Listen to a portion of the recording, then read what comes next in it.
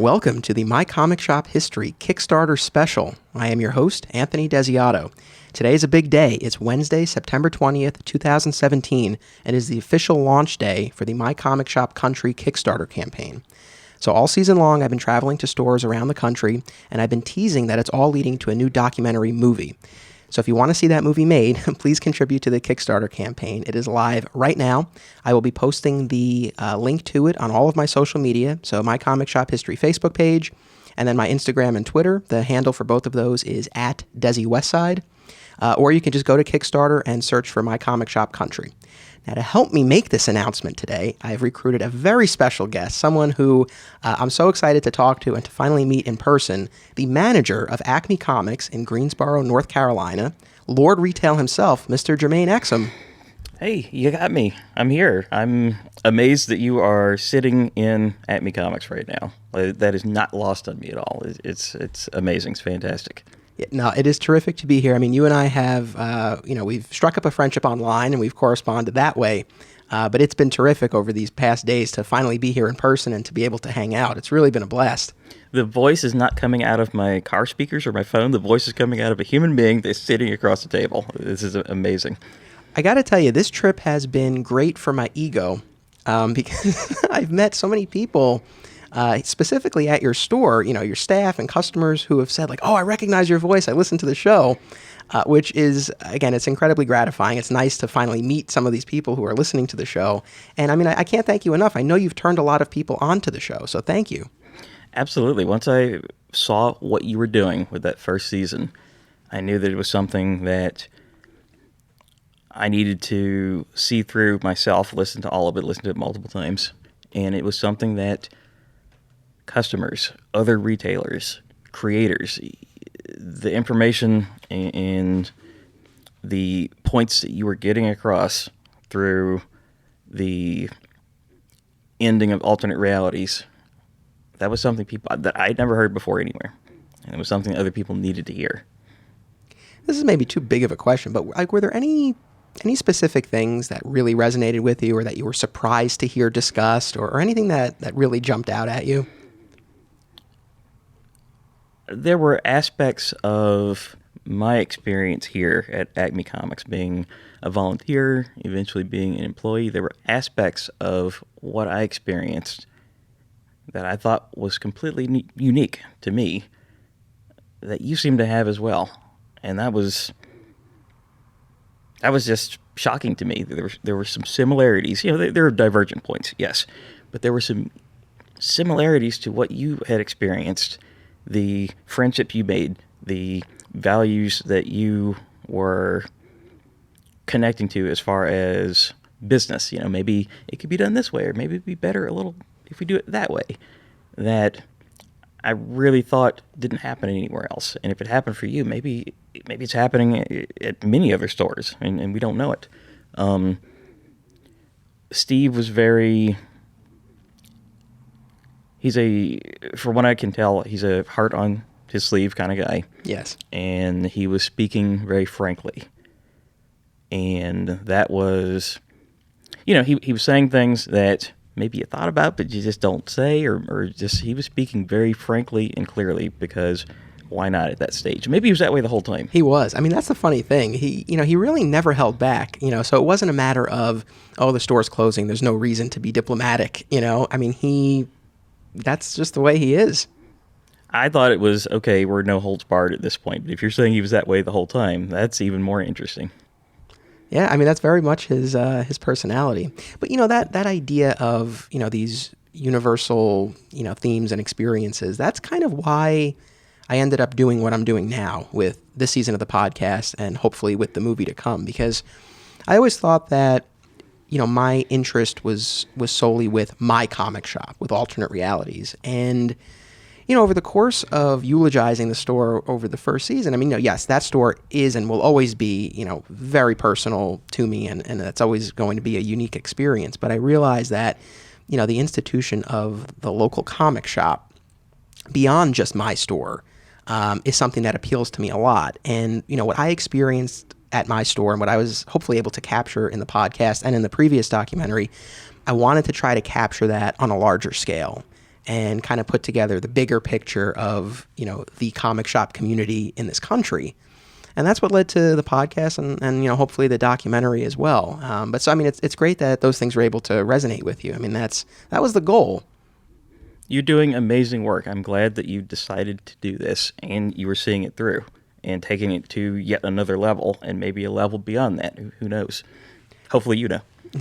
Well, there is a plan. Well, it's funny. Someone asked recently, why a podcast and a documentary, and I enjoy both forms of storytelling very much, and they each offer, unique advantages. So with the podcast, we can sit down and tell a story that takes 5 or 10 minutes to tell. In a documentary, that would be an eternity. So there are things that work better in podcast form, better in documentary form. And of course, the documentary has the visual component. And, if there's any limitation to the podcast, it's that it's an auditory medium. So as I'm going to these stores, we're describing them and we're talking about what we're seeing. But I want to be able to put that on film. I want to be able to take a viewer and really bring them into these stores that I've had the privilege of getting to visit and getting to know. Like yours. Sometimes when you're at a store that I'm not as familiar with, I will go to their website, their Facebook page, kind of look around to put myself into that frame that you were in while I'm listening to or have already heard the episode. Just to take that next step as the listener to learn a little bit more about where you were. Right. And I've been fortunate enough, my wife has been traveling with me and she's been taking photos and videos. So, we've had that, which is, terrific. And, I've been posting those on the Facebook page so people can kind of get a sense. But yeah, the plan is to really take this to the next level with this My Comic Shop Country documentary film. Now, so this special episode, My Comic Shop History, is actually off this week. As listeners know, it is released on a bi-weekly schedule. So this is an off week for the show, but I wanted there to be a new episode, hence this Kickstarter special. And I appreciate you, coming in to help me out and set up what's to come. Now, you and I are going to be doing a lot of recording, and you are going to be featured on next week's regular episode of My Comic Shop History and the following week's episode of Flat Squirrel Tales, the other podcast that I host. So it's going to be a 2-week, 2-episode crossover, both episodes featuring Lord Retail. So what we're doing right now, this is really just a tease, a little preview of what's to come. So for people who want to hear our full conversation, want to hear all about Acme's history and your comic shop history, that's to come over the next 2 weeks, which I'm really excited to record with you. I'm excited about it as well. Hopefully we'll get to talk again after these 2 episodes, and we can revisit whatever you want to revisit or whatever your listeners would want to get into. That would be terrific. So here's what's to come on this episode, on the Kickstarter special. This episode is going to be a compilation of 2 episodes that I recorded recently. Up first is Cave Comics in Newtown, Connecticut. Fun fact, that was actually the first recording that I did this season. And, in designing the season, there was a certain flow that I was looking to achieve, and I wasn't exactly sure where this episode was going to fit in, and I think this special is a perfect place for it, and will be a nice contrast to the second piece of the compilation, which we'll get to in a little bit. Are you familiar with Cave Comics at all? Is that a store you ever came across? I feel like I've heard that name. It's a cool name for a shop, and I feel like I've heard that, yes. Cool. Yeah, it was a very cool store. The owner describes it as a traditional old-school comic shop, and I think it does have that feel. The owner has been doing this for a long time, and it was really interesting. So this was the first one that I recorded. So I was coming into this really still thinking about, Steve Odo and alternate realities and how he got burnt out doing this for so long. And going in to speak with another veteran retailer, I was kind of expecting to hear similar things, and I was, I guess, pleasantly surprised that he still seems to be enjoying it. He doesn't seem burnt out on it. He's planning to retire in a few years, I think at the store's 30th anniversary. So, it's just like he's just a very pleasant, genial, soft-spoken person who seems to have had a positive experience doing this. That's wonderful to hear. Retail is retail. I will say that from time to time. No matter what subject you're working with, it could be something that you know super well, like comics. But retail is retail, and there's still certain things that can burn you out. But there's also so many tremendous rewards that can stave off the burnout or deflect it completely. Well said. So I guess on that note, we will get into this. So the gentleman I interviewed, his name is Pat Callanan. He's the owner of Cave Comics. I reached out to him. I told him that the episode would be coming out today. He's actually overseas. He's traveling to Ireland, where he goes from time to time. That's actually where he's planning to retire when he's done with his comics retailing. So here is Cave Comics. Enjoy. This episode, my journey to comic shops across America, takes me to Cave Comics in Newtown, Connecticut, where I am joined by the owner of Cave Comics, Pat Callanan. Pat, welcome to the show. Thank you very much. It should be fun. Yeah, I'm really honored to have you here. I know when we were corresponding via email to set this up, I know you said you're not a huge podcast guy. This is the first one I've done and maybe the first one I ever listened to. All right. Well, I hope you listen to it. I hope your customers listen to it as well. Hopefully it'll be some interesting insight for people who already know Cave Comics, but also, hopefully a great introduction to people who have never experienced your store. Excellent. So that's our plan. Okay. So, there's a lot that I want to get into about your store specifically and its place within the larger comics retail industry. Mm-hmm. But at the end of the day, I like to think that this project and the other projects I've done, they're really about the people. So the show's called My Comic Shop History. It's somewhat of a tradition when I have a new guest on to ask them what their comic shop history is. Now, I have a little bit of a sense of yours from the research that I did ahead of time and some interviews that you've given. And there are some parallels that you and I share, but we can get to that. So I want to let you tell it. My first question is, what is your comic shop history? How did you get into this hobby? I got into it by my father. He taught me to read on comics, starting first with the newspaper strips. He'd sit on his lap and he'd read them to me. I'm 3 or 4 years old at this point. And eventually I had to read them to him.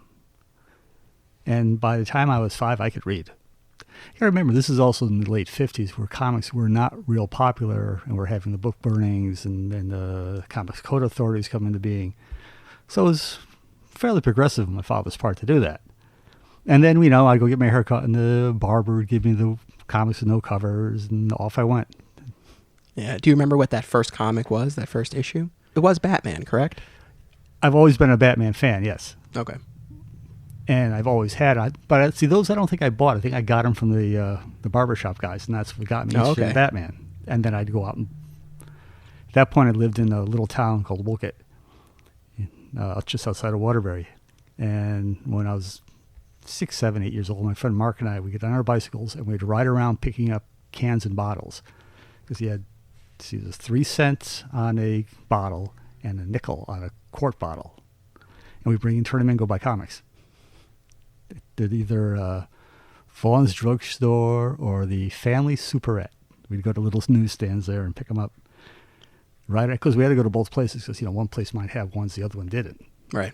So that's something that's interesting to me. I don't know that I'll quite have the opportunity to get into that over these episodes, but we're talking about comic shops, but obviously there was a period where there were no comic shops, so I'm sure it must have been interesting to get into it in that way. First one I found of the comic shop was up in Willimantic, a place called the Zeising Brothers Book Emporium. It was a 3-story, like brick townhouse in downtown Willimantic. First floor was like used books and new books. Second floor was like a performance space for artist readings and poetry. The third floor was comics, old comics. No, nothing new, just old ones. And that was 72.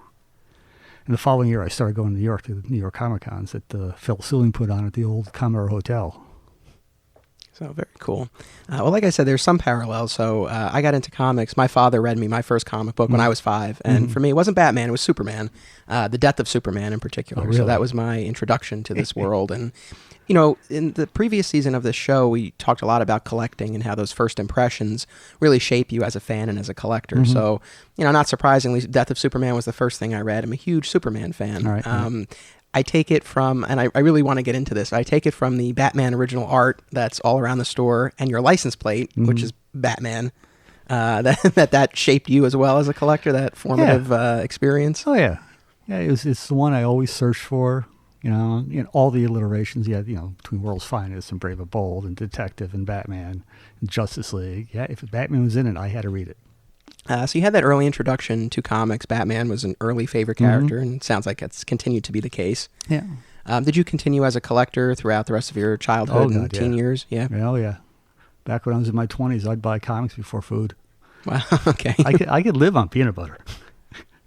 You buy that, $3 for $1 bread and a big thing of cheap peanut butter. You can live on that. Yeah. Yeah. You had your priorities in order. I hear you. Had to buy my comics first. It was great. Actually, when I opened the store in '89, I brought in 40,000 of my own comics. Wow. That's a tremendous number. And that's with keeping the 6 titles I kept. Batman Detective, Amazing Spider-Man, Fantastic Four, Avengers, and X-Men. Okay. Well, those are some core titles. I understand why you would keep those. It's my retirement income. There you go. But 40,000, I mean, that's a substantial number. A mix of DC and Marvel? DC, Marvel, some dark horses at that point, so they had started. And some companies that were no longer around. I had some quality books that were long gone, and Charlton's that were long gone, and just a lot of books. Right. So you mentioned the store opened in '89. Before we get to that point, though, I understand you had not one but 2 prior careers before you embarked on this journey, correct? Well, I wouldn't call the first one really a career. I got out of college and didn't like to do it what I went to college for. What did you go to college for? Computer science. Okay. Way back when we were still using punch cards. But then after I discovered I really wasn't suited for office work, I went back to building houses. Okay. Which is something I really enjoy doing. And if I hadn't blown my knees out, I'd probably still be doing it. So the first job was at a bank, right? Correct? Yeah, just for a little bit. Yeah, I came across an interview that you did, I think, in some local press. Mm-hmm. And I don't think I lasted 2 weeks. I know. That struck me when I read it because I think you mentioned the, not being a fan of some of the office politics and just that sort of culture and environment. I said it must have been really bad for, to... Well, it's not so much that. It's just I'm not suited for working for somebody. Sure. It's different when I was building houses. You had, at the end of the day, you had a tangible thing you had done. I can drive by a house 4 years later and say, I built that. It's different. Yeah. No, listen, I give you a lot of credit. I mean, to be able to recognize that something isn't for you and then take the action to change that, I think is commendable. So you had that brief stint at the bank, and then you went back to building houses. Mm-hmm. And how long did you do that for? 13 years. And then came the comic shop? Yeah, comic shop. Actually, way back when, I actually had a store before this one. Oh. Back in 74 into 75, I had a used bookstore because I wanted to sell comics, and there was only newsstand comics. I had a comic newsstand magazine thing, and a used bookstore, but I was way too young and then didn't really know what I was doing. And 1 year, and it was enough. Right. Oh, okay, so that's interesting that you had that prior experience. And then so if you don't mind just taking me through that decision-making process to get to the point where you said, I'm going to open Cave Comics, and what was the reaction of people around you? You'd be surprised how quickly it came about. I'd finished, I was done building. I knew I was done.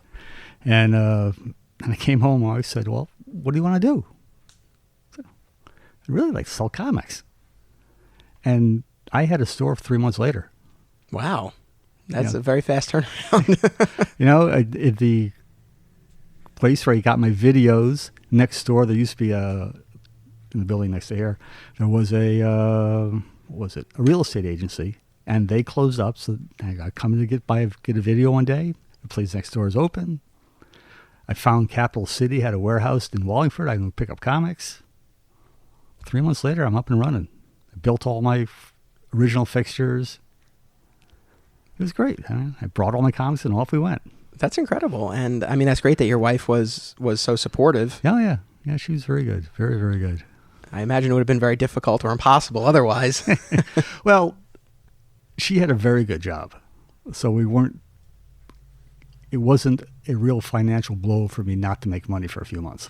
So, I guess going through the formation of the store, I suppose I have a number of questions, but maybe just to start, the name, where does Cave Comics come from? Well, it started out as Batcave Comics. Okay. Because I was a Batman fan. Natural. I had Batcave Comics. And I was open maybe 4 or 5 months when I got a call from DC saying, you can't use that name, we own it. I've since found out they cannot brand a Batcave. It's a naturally occurring thing. But they had a lot more lawyers than I could have had. Sure, yeah, that's a legal juggernaut. Yeah, and I ended up getting a huge amount of free press out of it. Oh, that's interesting. Big company taking on the small little retailer. I had the local television stations down, the newspapers did stories about it. I couldn't have bought that kind of advertising when I first opened up. Oh, that's amazing. That actually worked out pretty well for you then. Yeah, it did very well. Okay, so I took 3 letters off. Fine. Did you consider renaming it entirely, or did you always know you wanted to at least keep the cave part of it? I wanted to keep the cave part of it. I can still call it the Bat Cave if I want to, in my head. And now, I understand you are the sole owner. Yeah. Have you always been the sole owner? Oh, okay. Yeah. Always mine.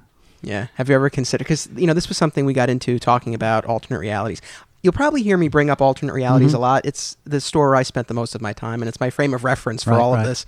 But at that store, too, again, I mentioned the gentleman, Steve. He founded it with 2 other people. There were numerous permutations of ownership over all of those years.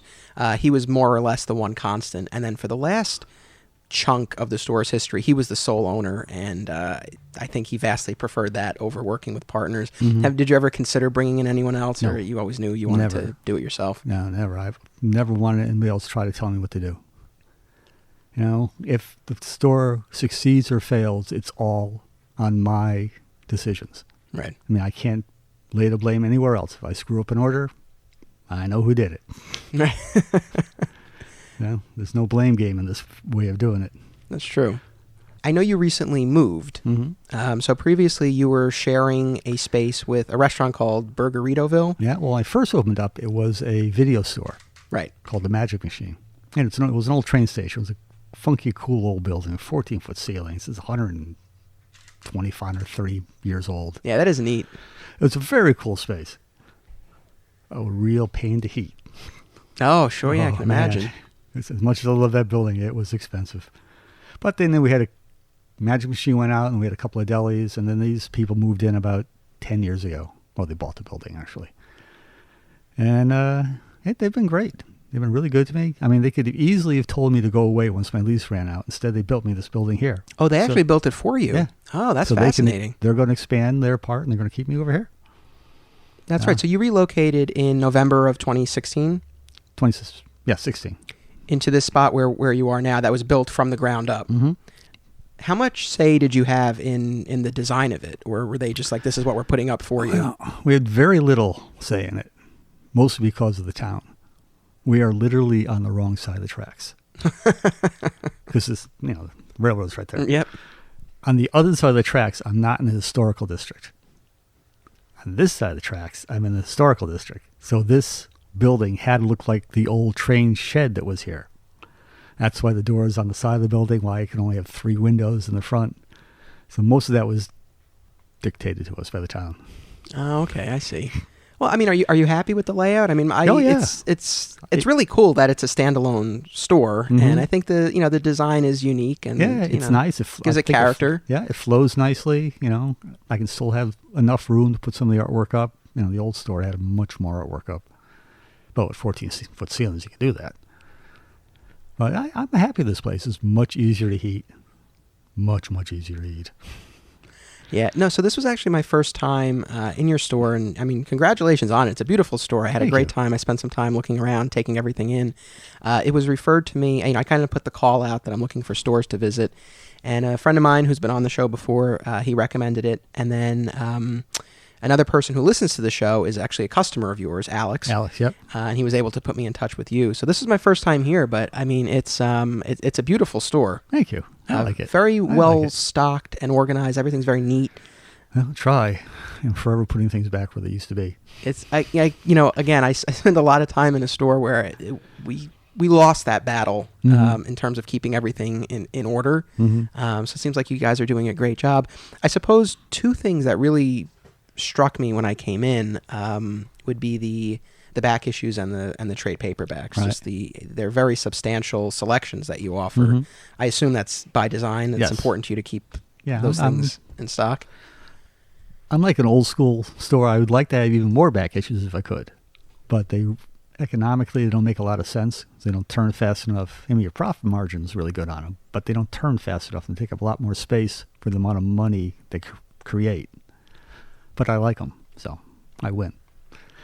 And the trades, The trades are sort of like where comics are going, I think. Mm-hmm. It's more like a comic book store, as comic one word and bookstore one word. And I think that's really the direction we're really going in it. And again, I like having a lot of books to read.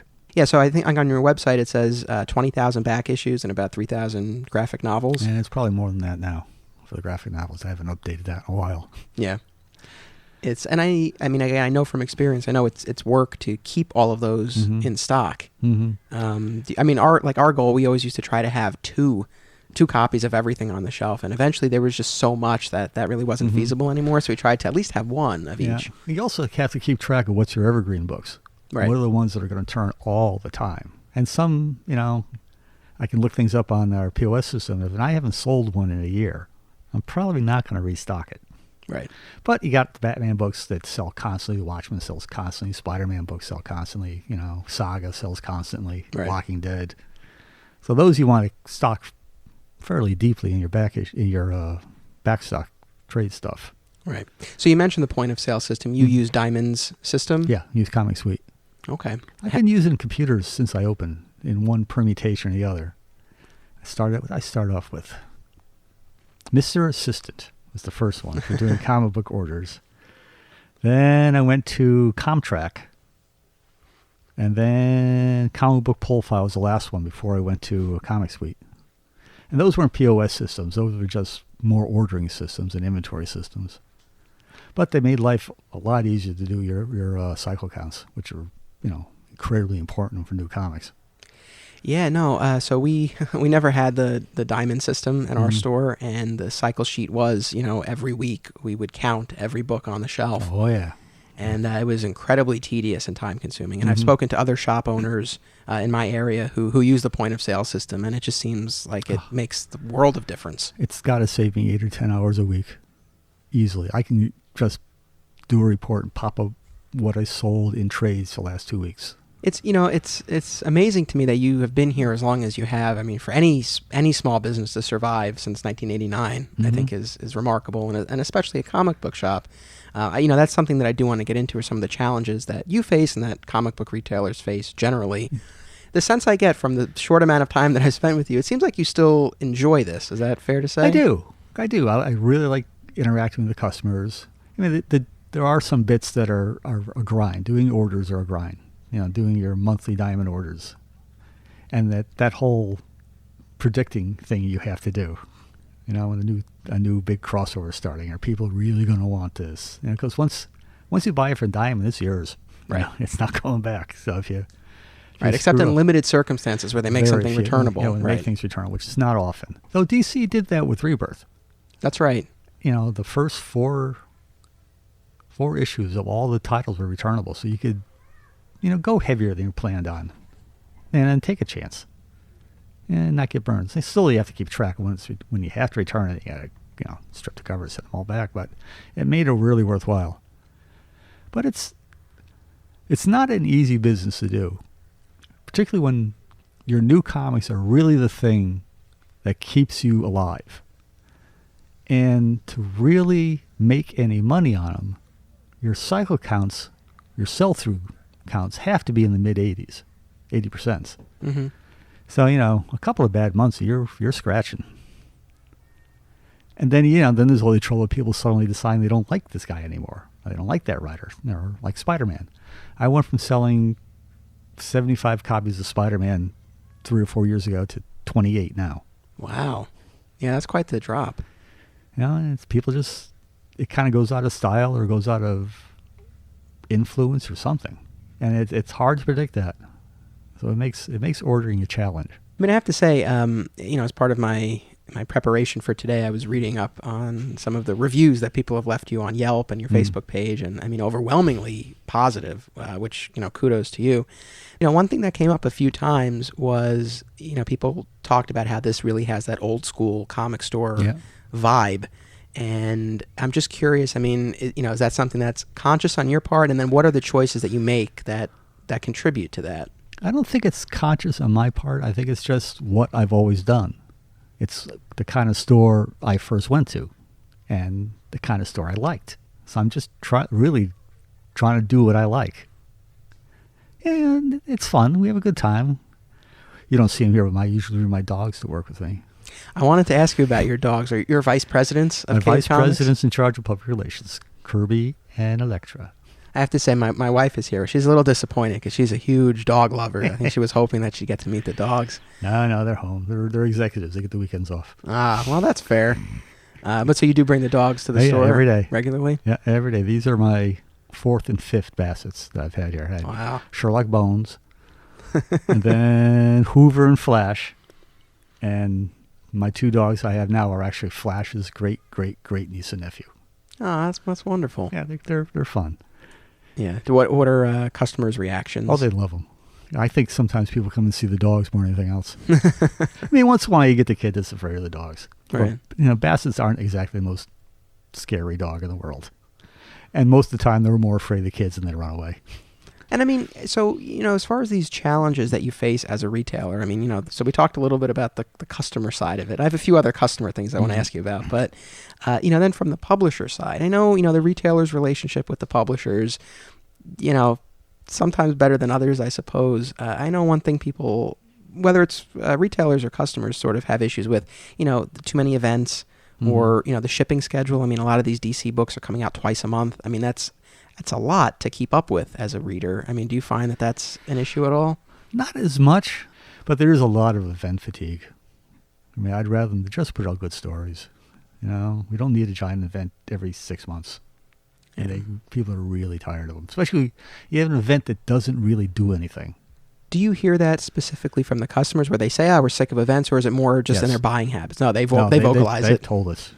They're really tired of the events, and they're really tired of companies going back to number 1 over and over again. Is there anything else, though, from I guess as a retailer that you wish publishers did better or differently or communicated in a better way? Yeah, I think communication's pretty good. They put out, Image puts out PDFs of the books before they hit the FOCs, which is really nice if you have time to read them all. Let's see, Marvel is difficult. Of all the companies, they're probably the most difficult to deal with. DC's been good, though they were better before Warner Brothers took control. Because we used to get a call every week from DC to do, reorders on trades and tell us what books are coming out and about. So before they moved the offices out to the West Coast, they were really good. Dark Horse is excellent. They give you plenty of information. Ani is really good. Boom is spectacular. Oh, interesting. And they put out really good books.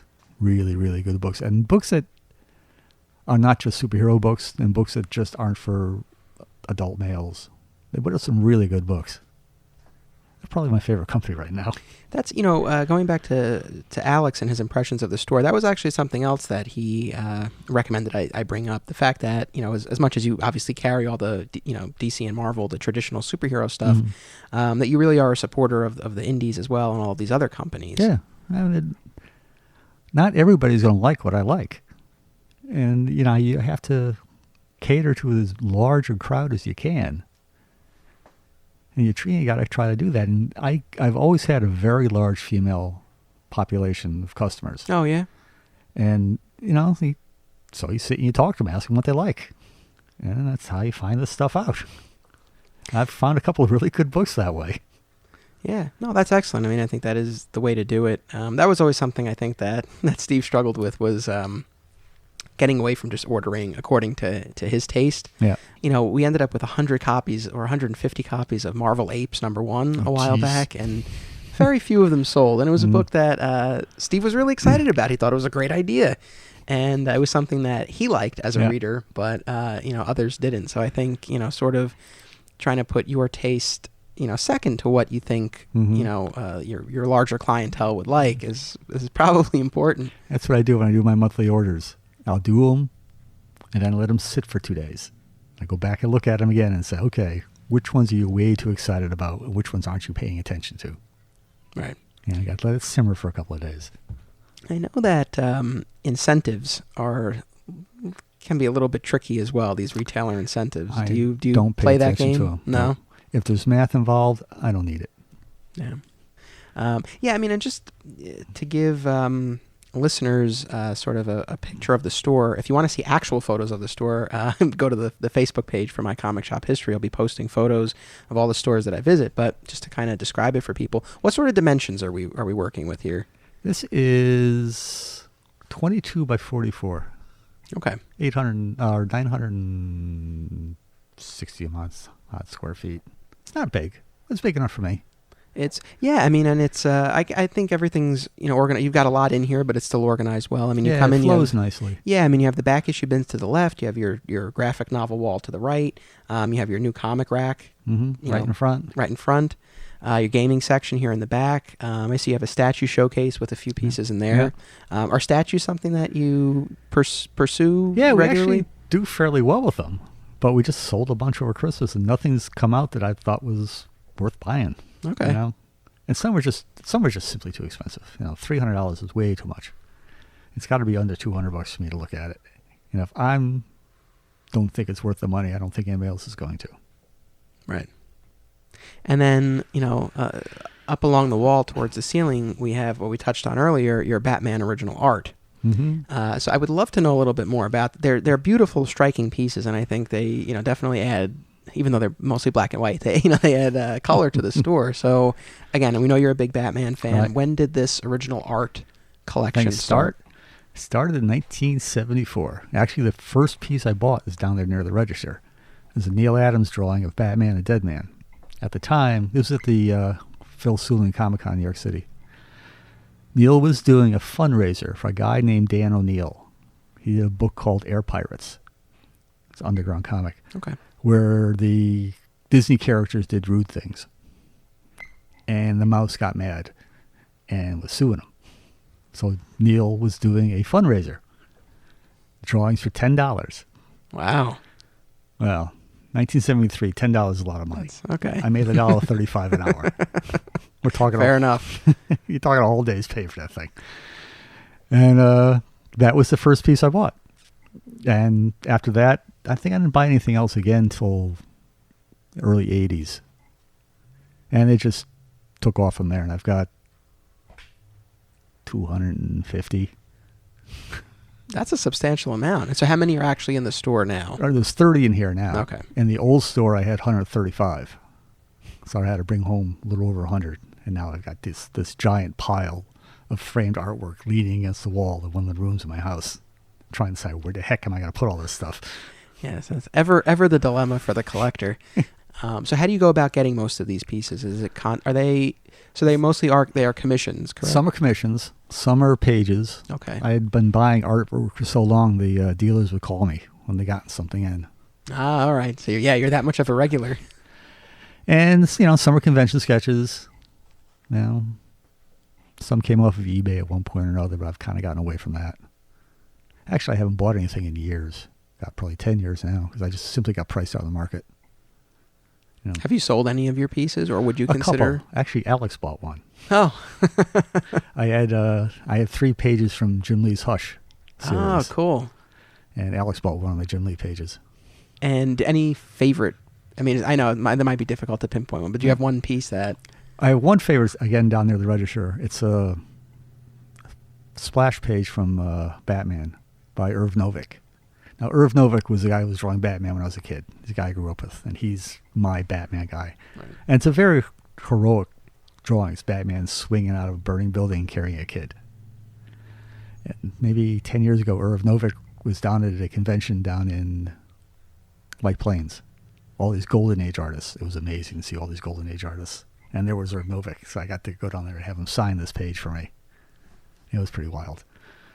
My other favorite ones is I've got a really nice George Perez, and I have a really nice Bernie Wrightson. It's a terrible addiction. Don't start collecting art. Circling back to the customers and just sort of like what the atmosphere is like in here. It's funny. No, go ahead. What I think the store is like, it's like the old TV show Cheers. I mean, there's people I know that they were kids and now live somewhere else, and they come back here and they'll stop here before they go see their parents. It's just kind of cool, and to see, like I said, kids bringing their kids in. It's kind of cool. Yeah, I mean, that's kind of the atmosphere that that I experienced at my comic shop, and that always, meant a lot to me. Do people or do you socialize with any of the customers outside of the store? No? No, I think that's not a good line to cross. Oh, interesting. What makes you feel that way? Then it may not be a business to them anymore. Yeah. That's a good point. I don't really, except for going out to dinner after we have a big sales or something, I don't generally much socialize with my employees. Okay. Because I still have to be the boss. I can't be the buddy. Right. It's interesting. It's definitely a different approach. So one store's still there, and one store's closed. So I don't know. One's better than the other. But at alternate realities, a group of us would always. We had a Saturday tradition where we go out to dinner, and it was always a mix of whether when it was Steve as the sole owner or when he had other owners, but the owners and employees and customers as well became part of this group. And now that the store's closed, we still continue to socialize, so it's been nice in that sense. But it's really interesting to get your take on it. Well, it may have been different if you're more of an urban setting than here. Now I live 45 minutes away from here. I guess for each store it's different, but it seems like it's worked for you. It's worked for me for almost 28 years, so must be doing something right. I always tell people I don't want to get a real job. Jeez. I can tell you another funny thing. Sure. Back when my father was a kid, he grew up in Waterbury, Connecticut. And Waterbury, Connecticut is where Eastern Color was, where comics were invented. And he remembers going down to the loading docks, and they would give him comic books off the docks that were no covers on them. This is like, the 30s.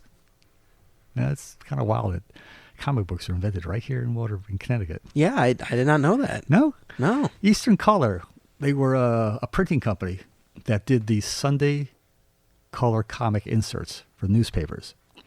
And they came up, a guy named Max Gaines, who went on to work for DC and start EC Comics, came up with the idea if you took a Sunday page and folded it 6 times, you had a pamphlet. And if you take that pamphlet and reprint the comics from the Sunday comics in it, they use them as premiums if you bought a pair of shoes, you got this comic. If you filled a big gas tank, you got this comic. And they're giving away hundreds of thousands of these things. And they said, maybe we could sell these. And the first comics were called Famous Funnies. Oh, okay. Came out of Waterbury, Connecticut. Oh, good to know. I'm learning a lot here today. I'll be honest, when I saw that the store has been here, even though you moved locations, but that the store has been in existence for as long as it has, and that you've been the one behind the counter, I guess I expected you to be a little bit more jaded about the business Grumpy? or the experience, I suppose. You wanted me to be a comic book guy from The Simpsons? I didn't want you to, but I suppose maybe that was somewhat of my expectation just based on, my own experiences, I guess. So, it's really refreshing that you still have this enthusiasm for it. Yeah, but I think the biggest reason why I haven't gotten jaded is I haven't had a hard time at it. I haven't had the real serious downturns or the financial problems or, staying up all night scratching your head trying to figure out how you're going to pay your rent. We've been fairly successful all along. And I still really do like the comics. But as far as, avoiding those downturns, and even like you said with the delinquent customers, like that's not as huge of an issue for you as maybe it is for Pack Rat Comics or as it was for us. Is there anything specific that you can attribute that to? Like how you've been able to avoid those downturns or those issues? I think just keeping on track, on top of your orders and keeping on top of your customers, They're stickiness stuff. You got to cut the cord as fast as you can. And really it's staying on top of your cycle counts and on top of your final order cutoffs, and not overstocking and not being under. I think the thing that throws more businesses out of business quickest is being undercapitalized. If you don't have enough money to get you through that bad time, you've got a lot of books coming in for the holidays, or free comic book day, because, we've already paid for all that stuff. You have to have the cash flow to do it. And you have to have the backup money to do it. Just in case can't be undercapitalized. Yeah. No, that makes a lot of sense. It's sort of, and I mentioned like cutting the cord and things like that. If you do over order on something, I guess maybe most specifically with, a new issue of something, right. Like if you had 150 Marvel Apes, yeah. What do you do with those excess copies? Usually I'll either dollar them out, just to move them out, or sometimes if I got a lot of them, I'll give them to a library and stamp them, my name on them. Good. Yeah, no, that makes sense. As a fan yourself, do you ever run into the situation where the fan/collector in you and the businessman in you are at odds, where you want to hang on to something that you probably should sell? Or No, I can sell stuff easy. Somebody brings in something I want. That's something else. Then I might pay too much for something. Gotcha. Okay. But if there's something in the store somebody wants, oh yeah, I'll sell it. Oh yeah, you bring in a Batman comic I don't have? Ooh. Okay. No, fair enough. Yeah, it's I mean, I know, again, like there can be tension between, especially when this is what you enjoy, but it's also your business, so you don't want to run that risk of becoming a curator and not a seller. Right. I'm not here to accumulate stuff. I'm here to sell it. I can't. The idea of having long boxes sitting in a storage unit that I'm paying for. Oh God, that would kill me. Oh, one day I'd really love to introduce you to Steve Odo. Honestly, I am laughing very hard here because it's just different approaches. I don't believe in keeping stuff and thinking that it's going to be worth more later. It may not be. I want to get rid of it. I want to make my money now, turn that money into something else. I'm hoping that we're having a lot of new listeners who are listening to this episode, but for anyone who's listening to this, who's been with us from the beginning, I know you're laughing along with me here. It's always, that's why one of the reasons why I wanted to do this is, to just get different approaches to the business from different people who, with this season, it's really going to be a mix of stores. So, you're someone who's been doing this for a long time. And I mean, like I said, you've built something really incredible. It's really been a pleasure, speaking to you and getting to see your store. Is there anything else that you would like to say or share, or, for people maybe who don't know Cave Comics, anything else that you want to convey? I think I have a really good store, and I think it's a really friendly store. I think it will help you as much as you can to find something to catch your interest for the rest of your life. And my dogs are cool. Yeah, I mean, thank you so much for doing this. I mean, It's really been a pleasure talking to you. I hope you had fun, your first podcast experience. Yeah, I'm not a podcast virgin anymore. But, once again, thank you so much for being a part of this. Well, thanks for coming. I enjoyed it. All right, so that was Cave Comics. So next up is Escape Pod Comics on Long Island. And my guest for that episode is actually someone you know, Jermaine, and that is Menachem Luchins. We have never met before, but we encountered on Twitter first, I believe. And some of the things that he would tweet about, I would say, that's interesting. Why did he say that? What is he talking about? But then as more time passed, and I think I met him again on Facebook, realized it was the Escape Pod Comics guy. And he's actually somebody I talk to from time to time. He's one of those retailers I would like to talk to more. But, every now and then we will say, hey, do you have copies of this? Well, I don't have that. Do you have that? Okay, let's swap out some stuff. He really came through for us here when we sold all the copies of the Stephen King and Bernie Wrightson Creepshow reprint. We sold a ton of copies of those to the point where people were really wanting to get copies. And when the distributor, Diamond, was completely out. It was over. It was from a tiny publisher, and I think they printed what was asked for and folded back into the ether. But he was able to come through for us, and some very specific customers were able to get copies because of that. That's very cool. Now, I know, you mentioned his some of his postings online. He is very outspoken. For yourself, I mean, do you look at what he does, and is there any bit of envy? I mean, in terms of what you post, do you feel like you are censoring yourself, or do you feel you're expressing yourself as freely as someone like him? I know that I censor myself. Sometimes I will consider making a tweet, and I'll stare at it and look at it, and do I want to post that? Would someone read it in this way, or would someone think I was really saying that? I really am censored, I think.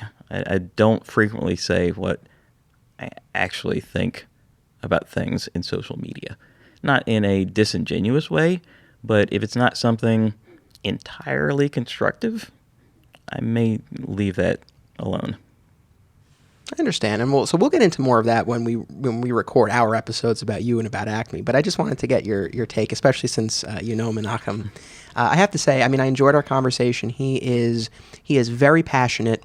He's very passionate about comics in general, specifically independent comics, about connecting people with the right books. Very generous. He gave me a book on my way out. He's like, here, you got to read this. So I really enjoyed our conversation. Again, I think this will be a good contrast with Cave Comics, which, again, more of the traditional old school model, and then a store like Escape Pod that is really trying to do something different and really cater to that independent comic book scene. So here is Escape Pod Comics. The journey continues. Today I am at Escape Pod Comics in Huntington on Long Island, and I'm joined by the store's owner, Menachem Luchins. Hey, welcome.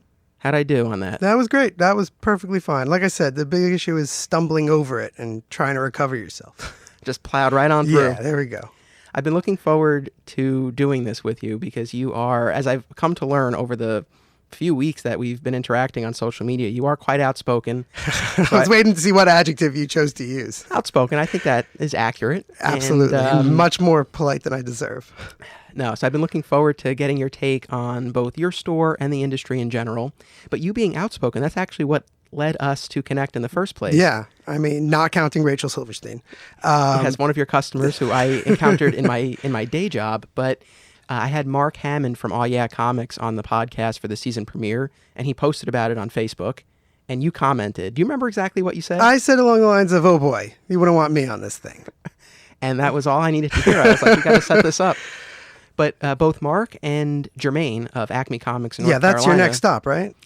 Actually, yes. Good. I'm just happy that I got you before Jermaine, because he's like such a high level of knowledge that it'll be great following up my podcast to actually have like corrections of factual things, not just my opinion. But I couldn't do it after him. He just knows too much. I don't know. Well, yes, he has been cited by a number of other retailers who I've spoken to this season. But, both Mark and Jermaine gave their stamp of approval. And that, their recommendations really do carry a lot of weight. So when they were like, you got to have Menachem on, I was like, all right, let's do it. And I am astounded. I respect both those men very much. They actually have shops that are really nothing like I want my shop. Mark is always in that flow right now, especially in the new Oh Yeah, trying to really create his own vision, more so than when he was managing places.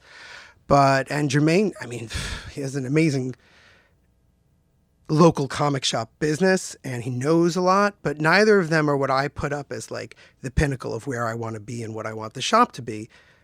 But I have so much respect for them as retailers that to hear that they even consider me like anywhere near someone to listen to is a little frightening. It's something that I've come across in the last year. I've had retailers be like, oh, yeah, well, I do that. I pay attention to this when you say it. And I do. I'm like, you listen to me? That's okay. That's your choice, I guess. Well, I love that you're doing something different, and we'll get into what you are doing that's different. But that's really why you're here. I mean, if your store was just trying to be like one of those other ones, there probably wouldn't have been a spot, on the podcast this season. I'm trying to find stores that are doing different things. So I think that's awesome. Well, I thought you meant why I'm here, like why the store exists, because that's also true. If I had wanted to make a standard comic shop, first off, it wouldn't be in Huntington. And secondly, I wouldn't have driven me as much as this does. I feel a degree of kinship with you because when I was going through my research for today, I came across an interview you did, and you said that comics and comic shops have always been a part of your life in some capacity. Quote, even if that capacity was an absence. And that struck a chord with me. It really resonated because both this podcast and your store were born out of closings of comic shops to at least some extent. So for me, it was Alternate Realities, the store where I worked for many years, and it closed a couple of years ago, and that's what sparked this podcast and everything that's to come. And for you, I know the store was Rocket Ship Comics. Yeah, Rocket Ship in Park Slope in Brooklyn. Would you mind talking a little bit about how that led to what you're doing now? Yeah, I mean, to get to the Rocket, I mean, you read the interview, but we'll pretend that you haven't for your audience's sake. To get to Rocket Ship, you have to go a whole bunch of steps. Basic point was at around 16 when I was dorming in an upstate New York school. I was taking the local bus, which you can imagine is not a very good bus, out to the mall to go to Garib Sheamus's original Wizard World location. Oh, wow. By the Nanuet Mall. And they literally did nothing to try to keep me into comics at that store. At 16, I was burnt out. Superman was blue. He was about to become red.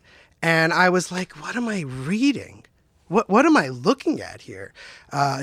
2 or 3 years beforehand, I had read probably half of Sandman, blown away. And I didn't even know how to approach these guys who were busy hustling magic cards and talking about grading comics, which in those days was not a business unto itself. It was something that comic shops did. I just stopped doing it. Now, this is where the great story. Cosmic Comics in Manhattan on 23rd Street. So that was my brother's store. That was where he went when he was in college. And a couple years later, I went in there. I said to a guy in there, because my brother was in, I followed him. I go, well, I really like Sandman. Do you have anything like that? Now, keep in mind, this is 2000. There's Promethea. There's everything from ABC. There's tons of Vertigo stuff I was even only vaguely aware of. And he goes, oh, you're one of those. And I'm like, what? He goes, Neil Gaiman, huh? That's all you want. And I guess. I was like, Neil Gaiman's over there. And that's a huge part of where this comic shop comes from. Do, yep. Flash forward about 5 years later. So that was my early 20s, my mid 20s. My wife and I are reading Why the Last Man out of the library when the volumes are coming out, when the trades are coming out. And she finishes up volume 3. And she goes, well, where's more? So we were actually living where I had dormed. Wizard World had since closed. But the first comic shop I'd went there, which used to be a bookstore, still existed. We went and started a subscription for Y. Got into Runaways then. And I realized that I cannot stand the people who work there. They were...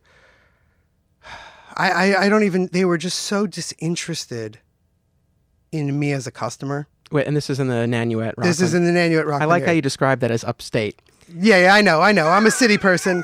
I was just talking to someone who told me they moved upstate, and I'm like, do you mean upstate like a city people mean upstate? Like Woodridge and, like the Catskills? Or do you mean like really upstate? He goes, no, like near Ithaca. And I'm like, oh, okay, so you mean really upstate. To me, that's upstate. Right. Well, okay. because I know. The hard part is if I say I was in like Rockland, Nanuet, people go, what is that? What's that even called? And I'm like, it's called Rockland. It's off the highway. There's really nothing else to describe it. Anyway, so I started going to that store, and they really just, it was exactly like that guy before. They understood what we liked. They stocked what we liked. But they didn't give a good goddamn about getting us to read the comics. Yeah, that's a shame. And I was there for 25 minutes every month because my wife would read the new issue of Y standing in the store. She had to. She needed to read it.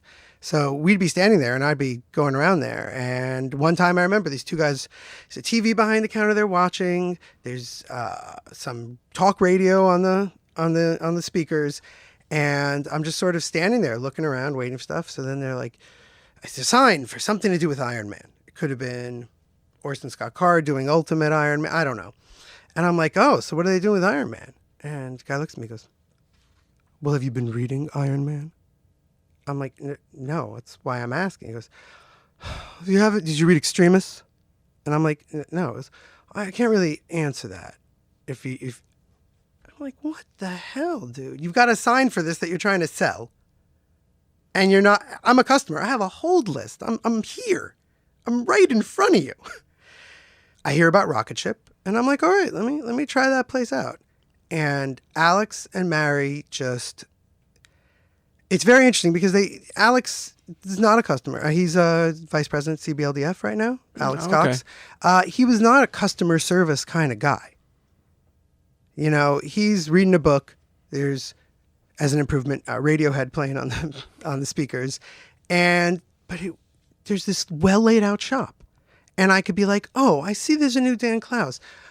If I really like him, but not X and Y, what would I go? You'd probably enjoy this book or this creator. And at least I could expand. And then Mary was always just looking at my pile going, oh, did you get Scott Pilgrim?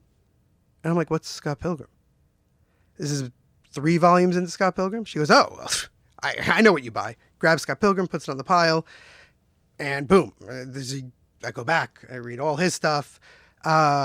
There's just a feeling there of comics are great. Why don't you read comics? You enjoy them? Yeah. Oh, you like that? Oh, try this. Try that. I have to say, I know, the upstate store that you described, I know atmospheres like that still exist, but I have to say it's been very encouraging, at least all of the stores I've spoken to on the podcast, and this seems to be a bit of a trend. They are very proactive and very much of the mindset that they want to create a different kind of atmosphere. They want to create a place where people do feel welcome, where they can make those personal recommendations and get people excited about books. So, I mean, I've been very encouraged, seeing and hearing that from the stores that I've been going to. But, it's a shame. It can really be off-putting if you go to a store and you don't get that. The very depressing part is that the stores that are inclusive and are trying their hardest to get new people are also the ones making the most noise and doing that. The fact is, the simple fact is I've only been in like 3 comic shops since I've opened this one, but I had similar experiences in most of them on differing levels, obviously. But this is unfortunately still the norm and definitely in the public mindset. Anyway, so back to Rocket Ship. Yeah. So Rocket Ship then closes. So I went to a second store, Fourth World Comics, which is out in Smithtown, and they got my hold list right. I'm dropping $50 or $60 on the books I'm subscribed to, trying out a few new things, and then going to the library and getting stuff 6 months old. And then I fell into an incredibly dark depression while teaching English and realizing that it was not fulfilling in any way to what I wanted to do. And at the same time, I decided to reread Cerebus with all the back matter. And the back matter of Cerebus is a manifesto by the founders of Page 45 in Nottingham, England. Basically, the guys who did Page 45 were the indie buyers for Forbidden Planet. If they're going to make a comic shop, we're going to do it like this. And they make this manifesto. And I'm reading this manifesto, literally like not able to get out of bed to go to work. And I'm going, this is what I want to do. This is what comics are. Comics are a medium that can do any single thing. And I want to showcase that and I want to do it. And here we are 6 years later.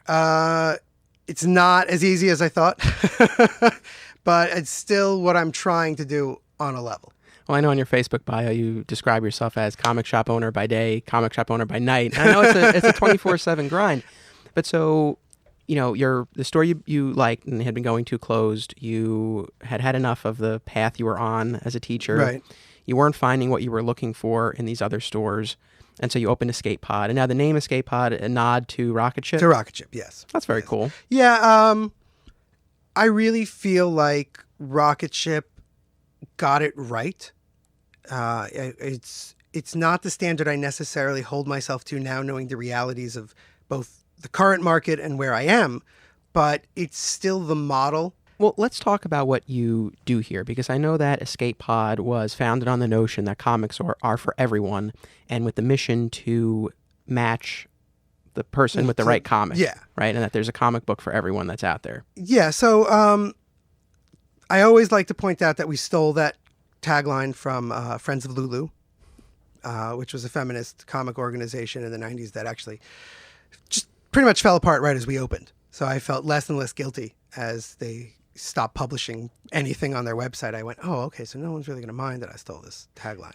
And actually, before I want to hear more about your ideology and all of that, but just to kind of paint the picture for our listeners. Oh, sure. Escape Pod more than lives up to the name comic book store in a very literal sense. I mean, there are very few, if any, statues, toys, gaming. Yeah. There's not a single Funko Pop that I found, at least. We do carry Funko's blind boxes and have some leftover like Dorbs on the 50% off. But I actually sent Jermaine all my Funko Pops at a loss this January because they are like tribbles. They just keep multiplying, and you can't. The store that I mentioned before, Fourth World in Smithtown, when I was going there, they didn't have any Pops. They now have an entire back wall, almost room of Pops. If you want to do Pop business, you've got to give it a lot of room. So that's very, I would actually much rather hear you paint the picture than myself, because I've done it a zillion times. So please go on. No, I mean, I would just say that the store is very squarely focused on comics and books, more reminiscent to me, at least, of a more of an independent bookstore than what you might think of when you think of a traditional comic book shop. And we definitely get that a lot. And the ideology and the idea that comics are for everyone is not that everyone will like every comic. Right. It's very much the fact that the medium encompasses pretty much anything you can imagine. I am in no way knowledgeable about the full length and breadth of what is out there in comics, but quite frankly, just what we carry is ridiculous. Would it be fair to say that superhero comics are in the minority of what you stock here? See, it would be nice if the picture I paint with the store was the reality, but there is still a large amount of superhero books coming in every week and going right out. Gotcha. Okay. There's a lot of superhero books moving. Marvel's still one of my major sellers, just in hold list people and people randomly picking stuff up. But definitely it is not advertised in the store anywhere within the level that most stores do. I don't feel they need it. I don't think I need to help anyone be convinced that they want to read Spider-Man or Batman. In fact, it's much easier when they come in and go, what do you have with Spider-Man? Because they just saw Homecoming. And I go, well, is it for an adult or a child? It's interesting because I came across something you said in one of your interviews, I think, or maybe it was on Twitter. I can't keep it. I say a lot of things a lot of places, so it's fair. But the idea was, I think the question was about getting people interested in comics after they've seen one of these superhero movies. And the point you made was, there likely is a comic for that person, but it might not be the source material. Yes. So if someone comes in and they've just seen Spider-Man Homecoming, maybe you give them the new Peter Parker Spectacular Spider-Man, but maybe you don't. Right. And it depends who it's for. It depends what they liked about the movie. Quite frankly, the best superhero comic, in racking my brain after making that tweet, waiting for people to come at me, that I could find that still fits the traditional superhero model would be Invincible. Sure, yeah, I mean, Invincible is a lot more like that Spider-Man Homecoming film than most any Spider-Man book you're going to find as part of the ongoing universe, at least. Right. Because it's dorky teen, aspiring to be a great hero. It's not Spider-Man. The obsession we have as a culture with simplifying and paring everything down to a black and white. So if I want a Spider-Man comic, I want a Spider-Man comic. No, but if you want Homecoming, you really don't want a Spider-Man comic. I can think of Bendis' early Ultimate. Yeah, that's what I was. I mean, that. Yeah. But in Bendis' early Ultimate, there's almost no superheroes that he's trying to copy. Right. So, I guess one of my questions, as far as your process goes in terms of making these recommendations. So, if someone comes in hot off of Spider-Man Homecoming and they're like, I really was into the high school stuff. If you're torn, Ultimate versus Invincible, would you rather steer them toward Invincible to kind of broaden their horizon or something else? No, well, it's very difficult. I hate doing this as a what if, because every single person is different. True. But if they're open to talking, I always go with, well, what kind of stories do you like? And I often get, Watchmen. I'm like, no. Don't think about comic books. Don't tell me about comic books. What are your favorite TV shows? What are your favorite novels? What do you enjoy? And sometimes they'll be like, I just look at it and I just want Spider-Man. And then I'll get them Spider-Man. But if they're open to it, that conversation can lead to them buying Mama Cass's autobiography that just came out in English. These things, people aren't thinking that there's all this stuff out in comics. Right. And that's literally all we're here for, is to put that in front of them and let them be aware that if you have interests of any type, there are comics on that. Yeah, not too long ago you used the word medium to describe comic books, and that's what they are. And I came across a statement you made that echoes an argument I've been making for years, which is that comics are a medium, just like movies, just like television. The French call it the ninth art. Right. So if someone says, I don't like comics, that to me is like someone saying, I don't like music or I don't like television. It's like, it's possible, but more likely than You're talking to someone who doesn't like music or television, so that's perfect. But no. I mean, I don't dislike them. Fair enough. But I don't have like a intense attraction to them. 100. And it's, if we're getting into it for the purposes of your podcast, it is solely at the feet of the retailers that is still the case. And this is where I get angry. The reason that the American popular culture can't wrap their head around what comic books are is that the stores that are literally holding comics back in a stranglehold for the direct market are pushing that comic books are superheroes and weird science fiction cool stuff like Saga. That they want people reading that stuff. They want people buying single issues and moving forward, or collecting. They want them in ongoing stuff. They want to catch this person. They want to get them caught in the Roach Motel that is their store, and they're there for life. Of course, that's the model that's dying. That's not how things work nowadays. If I want to read everything that DC and Marvel's putting out the day it comes out, I can give you 6 websites. It's not necessary. So you could get someone into this stuff. Or you could have a kid walk in who's watched Flash and therefore read the Wikipedia page and gone through every single link to the Speed Force, to the Mark Waid run when he invented it, to the Crisis, and know everything, having never read a comic book. I have kids coming in here talking about the Speed Force, dropping knowledge. I mean, I'm like, if you say so, sure. And Max Mercury, they're never an issue of Impulse. And there's no judgment on them. But I'm not necessarily going to steer them towards the Flash, because that'll keep them for a year or two, maybe. Whereas if they have an obsessive interest in esoterica, there's a lot more fun stuff to read. There's that outspokenness we were talking about. Yeah. I felt like I've been holding back a little bit, so I was gonna let loose. Going back to my very strong statement, when you walk into a comic shop and the back wall is filled with pops and the side wall is filled with Rebirth trades and the other side is filled with Marvel Essentials, which are what the movies have been made from, and everything else is toys and just randomness, what are you going to think a comic book is? You know, what is there? There's superheroes, there's merchandise, and there's some weird stuff that some people put out. It's not anyone's fault. That stuff sells. It moves. So you can't blame someone for wanting to showcase the stuff that they can move the most, but you can blame them for showcasing stuff that, like I said, doesn't need it. It's interesting. I mean, sort of a chicken or the egg question. It's like, do stores present themselves that way because that's what people want, or do people want those things because that's what's presented to them? I'm not saying that Glenn in Fourth World wakes up in the morning and he goes, man, we got to add more toys to this section over here because it's looking bare. Should I add comics? No, I'm not going to do that. He has a spreadsheet and he knows what sells and what doesn't and what moves and what doesn't. And I'll be honest, Fourth World has an amazing selection of comic books. They don't have an amazing selection of graphic novels. I haven't been there in years, but my understanding is their trades have grown immensely as more and more series come out on time and in trades. But it's not about what you stock. It's about what you showcase. I understand, yeah. There's a fact that you can be a store that's 6 issues deep on every Marvel and DC title. They don't need center stage. They just need to be somewhere where someone who's looking for them can find them. And it's really difficult talking, like, say, to someone like Mark, who's really trying to turn Oya into a different kind of store than any he's ever worked at, while feeling out what the community wants, and have him go, but how do I know? It's a shot in the dark, but it's really about what you're willing to do. It's not necessarily what you actually do as much as the effort you're putting into it. And retailers put a lot of effort into a lot of things. Yeah, and I mean, kind of on that note, because I was thinking about this in advance of today, because again, I know what you do and this mission that you've been furthering here with your store.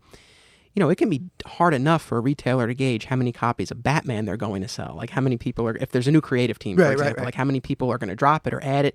It's hard enough for them to figure out how many copies of that to order. So with something like an independent where it's so much more an unknown quantity, it's like, what is the appropriate way to promote that while still doing it in a way that's financially responsible for your store? So the first thing for that is something that I preach this to retailers like crazy. You should have multiple means of distribution. You should be able to get books directly from the publisher or from really large national booksellers beyond Diamond. Diamond is the best deal you're going to get on single issues. They beat Bakers and Taylor, who carry three publishers, so that Diamond doesn't have a monopoly. But on pretty much everything, there are better ways to get them. Random House has DC, Dark Horse, and IDW. The only difference is they're not direct market publishers, so they therefore get them 2 weeks later. But that means if you're going to reorder that stuff, 50% direct ship, any size order. Why would I reorder something from Diamond at 45% where I pay the freight? So that's something you've got to get yourself out of a hole that we all think we must be in. You have to use Diamond. And I've actually in 4 years really turned around on Diamond. They do a great job for what they do. You know, retailers will talk about the damages and the damages of the damages. They're shipping millions of books a week. Millions of floppy, single issue. I mean, we're talking about, I have stores complaining that the 5 copies of some variant they got all came damaged. And I'm like, that's 5 copies out of a stack of 4,000 that were put in at the end of the shipping at a gigantic warehouse where they're moving millions of books that day. We're a really small store. I am very, a comic creator once said to me when I tried to explain how small the store is and that our customer base is about regular wise, we've got 100 people on the subscription list because he was trying to get people to subscribe to a book. He goes, whoa, you cast a very large shadow on the internet.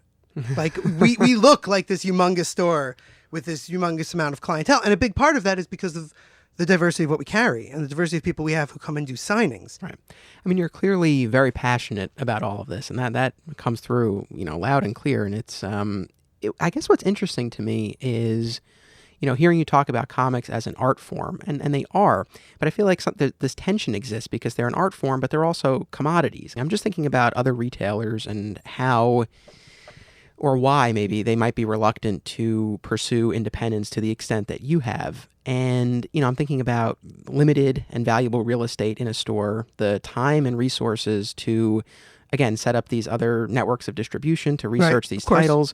I mean, all of that. So I guess I don't know. I feel like it would be a difficult proposition for stores, especially when superhero books have been their bread and butter for so long. I agree. And there is absolutely nothing I can say that will change the minds of certain people. Now, everyone doesn't have to do what I do. They can't follow every single book and they can't look at it, but you got to take some effort. It's funny. Some of what you're saying is running counter to what I've learned in my travels to some of these other stores. I mean, most specifically, there was an episode that came out earlier in the season with Zap Comics, and we had a really great chat about product diversification and going back to what you were saying before about like not leaning into, you know, the pops or things like that, but really keeping the focus on the books. Again, does run counter to this product diversification thing. Absolutely. And the problem with that is that like I said, I can't argue against these people. They're running successful businesses. They're really not doing anything for comic books. So that gets at the heart of you know, what I wanted to talk about with you. Again, this tension between promoting comics as an art form and getting more people into more kinds of books, and then the financial, economic side of the industry. So, you know, as you're talking about what you're doing, I mean, I think it's an incredibly noble effort. I suppose the question I have is, I know the store's still here, so that right. says something, but there was an interview I came across where you mentioned, you know, struggling to pay bills and not being able to pay yourself. I mean, is that a situation that has improved? It's improved significantly, but it's still pretty much the same place. Because the simple fact is that if I was doing this for a paycheck, I'd be doing it very differently. That's why I constantly tell other retailers not to be me. Don't do what I'm doing. Look at some of the things I'm doing that you think you may want to do in your store and maybe do them. But I'm not in this to make money. Straight up. And I'm probably the only person you're going to get on the podcast saying that. You are not the only person who is kind of in the position of, for example, not drawing a salary. Right. But obviously the goal for the others is to do that. No, the goal for me is to make enough money that I can do this sustainably, which would mean giving myself a real salary rather than, oh crap, my gas bill's due, I guess I have to take a little bit of salary out of the store. So clearly, we're all struggling. But I'm playing a long game. My goal is, and has become, and after 4 years, I feel even more confident saying it, creating a market that doesn't even know it's a market. The people who I have coming in here getting comic books are constantly astounded that they're coming here and getting comic books regularly because they love them and they never knew it. And so, yeah, I'm currently not pulling in any kind of money. I'm just staying ahead of everything. In fact, falling behind on quite a bit of it financially. But the people who I'm getting here are not going to leave when Tom King leaves Batman. I have people who move to Brooklyn within blocks of great stores that have me mail them their stuff. I have people in Georgia and California who have me mail them that stuff. I have one customer in Milwaukee. She has a hold list and then goes, all right, what else would I like? I give her a list. She looks it up online. She picks 3 or 4 things, not because she's supporting my business or she loves my vision, but because Amazon's not going to do that for you. And I mean, sticking on the business side, I do see the value, for you or for other stores in turning your existing superhero fans onto these other kinds of books or nurturing new customers and getting them into these books. I think there is tremendous value in that for stores.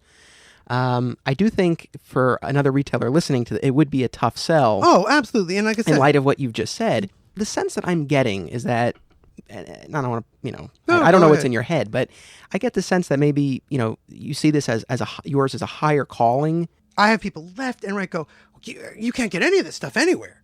And I'm, like what? I always ask, like what? And they'll pick up something that's in the goddamn Diamond catalog in the first front of the book. It's one of the major 5 publishers. It's an IDW or a Dark Horse book. Yeah, just so listeners are clear, we've been talking about independent books, but we're not, yes, you have, Saga and all of that stuff, but we really, it's such a wide breadth of books that you carry here, and it goes very deep. The selection is very deep. Well, right, and that's exactly the point, because I have loads of occasional customers who will come in and go, do you have Saga Volume 4? That's what I'm up to. And I'll look, we're just out of that. Well, what else should I get? And they'll try something new, and they'll try something different. Yeah, that's one thing I was curious about. So what are the reactions that you get from people who come into the store, either the traditional superhero fan or the person who, just happens to be walking by? Are people receptive to your recommendations and these different books that are out there? What sort of responses do you get from the public? A lot of it has to do with personality, obviously. Different people, different ways. People who, what I call Wednesday warriors, overall do not enjoy the store. They are upset that they are not 6 months back on floppies. They find the layout to be almost, I've heard someone told me this, insulting. How so? That I'm putting all this weirdo stuff on display and they can't find what they're looking for. And I try not to generalize, but I find that is an incredibly entitled marketplace. They expect things to be a certain way. They expect those things to be important to me. And they expect my attention above everyone else's because they're the real customer. And not overall, it's not every single person. I have a large number of Wednesday people who would never get in front of anyone else. But I have a lot of walk-ins who talk about the new books or this or that, spend 10 minutes with me, and then I go help some little kid. Or then I go help some middle-aged woman who doesn't know what she's looking for, and they get insulted. Because they're not real comic fans. They're not the market. And again, I'll say, you're one of the 90,000, buddy. Good for you. I'm very happy. I'm going to help this person, and they're going to come back and get every comic they ever get from me. As we wind down here, you mentioned, people think you're irrational. I certainly don't. I don't feel that way. I don't get the sense you're irrational. I admire how principled you are in the furthering of your mission here. I do. I guess it's just this idea of that you're not in this to make money. It's like, why? And I don't know what your personal situation is, but why wouldn't you be? And if there's more of a balance that you could strike with your store where you could still pursue what you're doing while also making this more viable for yourself. But that's the question is, what am I doing? You're saying pursue it. If I'm pursuing what I'm doing, I can make it. Listen, there are about 10 things I could do to make the store more viable while staying within my principles. I just can't afford to do them. Oh, okay. I could get an MOBY system and track every single book that comes in and out of this place using ISBN. It's a $2,000 system. Yeah. I don't have the money for it. Okay. Oh, all right. That's fine. And once I have everything tracked like that, it reorders, and it reorders from multiple distributors. I can have it all set. I can bring in more money. I just suck at organizational stuff. This store could be making a lot of money if I was a better businessman without any change to my principles. I just suck as a businessman. That's really what it is. But we have a more diverse line than what most stores you've been to. Oh, for sure. Yeah. I'm building again. I still view it's for my first 10 years. I'm building a base of people who view this as somewhere to go and find something, anything. One thing that I would like to add in here is there's a huge mistake when people hear me talk like this and get worked up. They think I don't want to make money. They think that like the comic creators who go, I'm not in comics to make money, I'm in comics to create art, that I'm one of those. It's not true. There's plenty of stuff I carry here that I'm not thrilled with. And I've tried a lot of things. Like I said, January, Jermaine got all our pops. We did carry pops for 3 years. I definitely want to make money, but I feel like making money, and maybe it's my Orthodox Jewish upbringing, but making money in a way that I feel is dishonest to everything that comics offers is not helpful to me in the long run and to the reader. So that's sort of like what sums up everything about me. I'm much more interested in creating comic readers than in pushing product. Well, thank you again for being part of my comic shop history. I hope I'm the real outlier episode and everyone else is doing financially amazingly and has their business plans worked out perfectly. I really want shops to do well. I just want comics to do well too. All right, that was Escape Pod Comics. I hope you enjoyed.